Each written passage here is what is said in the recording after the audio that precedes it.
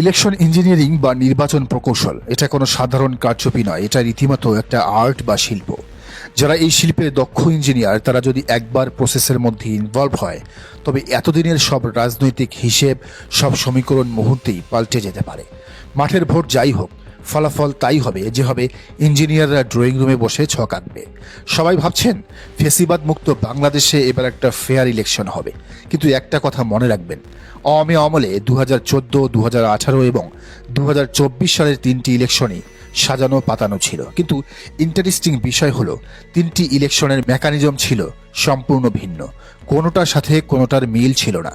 2014 ছিল বিনা প্রতিদ্বন্দ্বিতার খেলা, 2018 ছিল রাতের ভোটের খেলা, আর 2014 ছিল জামি প্রার্থীর খেলা। এখন প্রশ্ন হলো 2026 সালে যদি ইঞ্জিনিয়ারিং হয় তবে সেটা কেমন হবে? ইতিহাস বলে এবারও নতুন কিছুই হবে, আগের কোনো মডেলের সাথে মিলবে না। আর সেই নতুন মেকানিজমের ভয়ঙ্কর কিছু আলামত আমরা গত 24 ঘন্টায় দেখতে শুরু করেছে। আজ আমরা বিশ্লেষণ করব ঢাকা 2 আসনে জামায়াত প্রার্থী কর্নেল আব্দুল হকের মনোনয়ন বাতিল, কক্সবাজারে হামিদুর রহমান আজাদের ঘটনার পর অফিসারদের হাততালি এবং প্রশাসনের ভিতরে লুকিয়ে থাকা সেই স্থায়ী সরকার বা ডিপ স্টেটকে যারা সরকার পতনের পরও বহাল তবিয়তে টিকে থাকে। 2026 সালের নির্বাচনের মেকানিজমটা সম্ভবত হতে যাচ্ছে সিলেক্টিভ এলিমিনেশন, অর্থাৎ ভোটের দিন কেন্দ্র দখল বা রাতের ভোটের দরকার নেই, তার আগেই শক্তিশালী এবং চ্যালেঞ্জিং ক্যান্ডিডেটদের মাঠ থেকে সরিয়ে দেওয়া হবে আইনের মারপ্যাচে। ইতিমধ্যে জামাতের অন্তত 7 জন প্রার্থীকে বের করে দেওয়া হয়েছে ভোটের মাঠ থেকে। এর প্রথম শিকার হয়েছেন ঢাকা 2 আসনের জামায়াত মনোনীত প্রার্থী কর্নেল অবসরপ্রাপ্ত আব্দুল হক, একজন সাবেক সামরিক কর্মকর্তা, সুশৃঙ্খল এবং ক্লিন ইমেজের মানুষ, রাওয়ার প্রেসিডেন্ট। অথচ হুট করে তার মনোনয়নপত্র বাতিল করা হলো ঋণ খেলাপির অভিযোগে। কিন্তু এখানেই ইঞ্জিনিয়ারিং এর আসল খেলাটা বোঝা যায়। ব্যাংক ঋণের বিষয়টি অত্যন্ত টেকনিক্যাল। অনেক সময় সামান্য কিছু বকেয়া বা গ্যারান্টার হওয়ার কারণেও নাম সিআইবি লিস্টে থাকে, যা নির্বাচনের আগে সহজেই সমাধানযোগ্য। কিন্তু রিটার্নিং কর্মকর্তা তাকে সেই সুযোগ না দিয়ে সরাসরি বাতিল করে দিলেন। অথচ আমাদের কাছে তথ্য আছে এবং মাঠ পর্যায়ের খবর, সারা দেশে বিএনপির এমন ডজন ডজন প্রার্থী আছেন যারা হাজার হাজার কোটি টাকার ঋণ খেলাপি। তাদের সিআইবি রিপোর্ট লাল বাতি জ্বলছে। নির্বাচন কর্মকর্তারা সেটা জানেন, কিন্তু রহস্যজনকভাবে তাদের মনোনয়ন বৈধ ঘোষণা করা হয়েছে। এই যে ডাবল স্ট্যান্ডার্ড বা দ্বিমুখী নীতি, একই অপরাধে একজনের ফাঁসি আর আরেকজনকে খালাস, এটাই হলো ইলেকশন ইঞ্জিনিয়ারিং এর ফার্স্ট স্টেজ। মেসেজ ক্লিয়ার, প্রশাসন একটি নির্দিষ্ট দলকে সুবিধা দিতে চায় আর আরেকটিকে মাঠ ছাড়া করতে চায়। সবচেয়ে জঘন্য এবং ভয়ের ঘটনাটি ঘটেছে কক্সবাজারে। হামিদুর রহমান আজাদ মহেশখালী কুতুবদিয়ার অবিসংবাদিত নেতা, তার জনপ্রিয়তা নিয়ে কারো কোনো সন্দেহ নেই। যখন রিটার্নিং কর্মকর্তা তার মনোনয়ন বাতিলের ঘোষণা দিলেন তখন সেখানে উপস্থিত কিছু সরকারি কর্মকর্তা এবং কর্মচারী নাকি সমস্যারে হাততালি দিয়ে উঠেছেন। এই অভিযোগ তুলেছেন হামিদুর রহমান আজাদ নিজেই। চিন্তা করুন, একজন বিচারকের আসনে বসে থাকা কর্মকর্তা বা তার অধীনস্থরা যখন কোনো প্রার্থীর বিদায়ে হাততালি দেয় তখন বুঝতে হবে রাষ্ট্রযন্ত্র পচে গলে নষ্ট হয়ে গেছে। এই হাততালি কোনো সাধারণ ঘটনা নয়। এই হাততালি প্রমাণ করে প্রশাসনের ভেতরে ঘাপটি মেরে থাকা সেই ইঞ্জিনিয়াররা কতটা পলিটিক্যালি মোটিভেটেড। তারা নিরপেক্ষ নয়, তারা একটি পক্ষের। তারা মনে প্রাণে চায় না জামাতের মতো কোনো শক্তি সংসদে আসুক। সরকার বদলায়, মন্ত্রী বদলায়, কিন্তু এই ব্যুরোক্রেসি বা আমলাতন্ত্র বদলায় না। এরা 5ই আগস্টের আগেও যা ছিল আজও তাই আছে। এরা সরকারের চেয়েও শক্তিশালী। এদের বলা হয় পার্মানেন্ট গভর্নমেন্ট। সরকার পড়ে যায়, হাসিনা পালিয়ে যায়, কিন্তু এরা ঠিকই নতুন সরকারের সাথে মিশে গিয়ে নিজেদের এজেন্ডা বাস্তবায়ন করে, নিজেদের স্বার্থ হাসিল করে।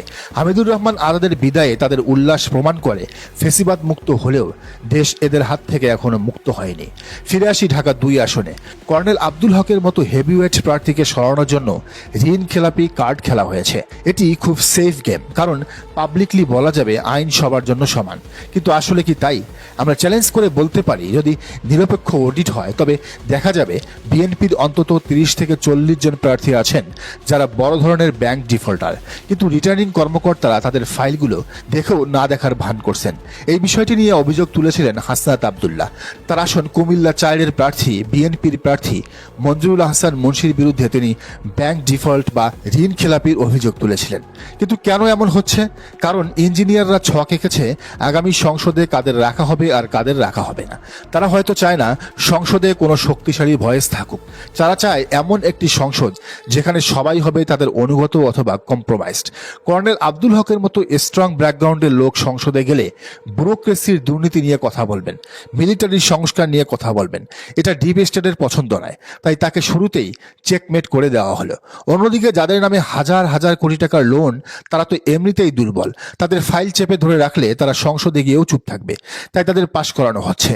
এটাই হলো ম্যানেজড ইলেকশনের ক্লাসিক থিওরি। দ্বিতীয় প্রশ্নটি ছিল, এই মেকানিজম ঠেকাতে কোনো পদক্ষেপ নেওয়া হচ্ছে কিনা। আপাতত জামাত আইনি পথে হাঁটছে।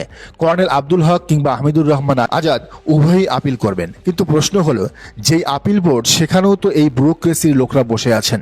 ডিসি যার আপিল বিভাগ কি তার হবে না? যদি আপিলে ন্যায় বিচার না পাওয়া যায়, তবে বুঝতে হবে এটি কোনো বিচ্ছিন্ন ঘটনা নয়, এটি একটি সেন্ট্রাল ব্লুপ্রিন্ট বা কেন্দ্রীয় নকশার অংশ। সেক্ষেত্রে আইনি লড়াইয়ের পাশাপাশি রাজনৈতিক লড়াইয়ের প্রস্তুতি নিতে হবে। জামাত এবং সচেতন নাগরিকদের এখন থেকেই প্রতিটি রিটার্নিং কর্মকর্তার প্রোফাইল অডিট করতে হবে। কারা 5ই আগস্টের আগে অতি উৎসাহী ছিল, কারা এখন হাততালি দিচ্ছে, তাদের তালিকা করতে হবে। শুধু ফেসবুকে স্ট্যাটাস দিয়ে ইঞ্জিনিয়ারিং ঠেকানো যাবে না, দরকার লিগ্যাল এবং পলিটিক্যাল অ্যাকশন। শেষ কথা হলো, সরকার পতনের চেয়েও কঠিন কাজ হলো এই ডিপ স্টেট বা শেকড় গেড়ে বসা সিস্টেমকে উপড়ে ফেলা, এই আমলাতন্ত্রকে চ্যালেঞ্জ করা। যারা হামিদুর রহমান আজাদের বিদায়ে হাততালি দেয়, তারা আসলে গণতন্ত্রের কফিনে শেষ পেরেক টুকছে। তারা সরকারকে বার্তা দিচ্ছে, তোমরা নামকাওয়াস্তে ক্ষমতায় আছো, আসল পাওয়ার আমাদের হাতে। 2026 সালের নির্বাচনও যদি এভাবে ম্যানেজড হয়, যদি বেছে বেছে জনপ্রিয় প্রার্থীদের বাদ দিয়ে একটি পঙ্গু সংসদ তৈরি করা হয়, তবে এই অন্তর্বর্তীকালীন সরকারের পুরো অর্জন ব্যর্থ হয়ে যাবে। ডক্টর মোহাম্মদ ইউনূসের ক্যাবিনেটের সব অর্জন ব্যর্থ হয়ে যাবে। জনগণকে সতর্ক হতে হবে।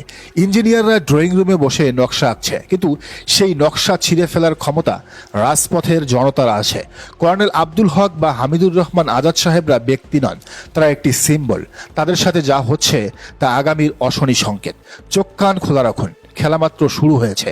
ইঞ্জিনিয়ারদের হাত থেকে দেশকে বাঁচাতে হলে আমাদের সজাগ থাকার বিকল্প নেই।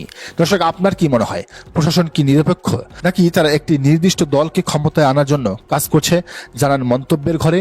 আর এই চ্যানেলে নতুন হলে অবশ্যই সাবস্ক্রাইব করুন এবং বেল আইকনটি বাজিয়ে রাখুন।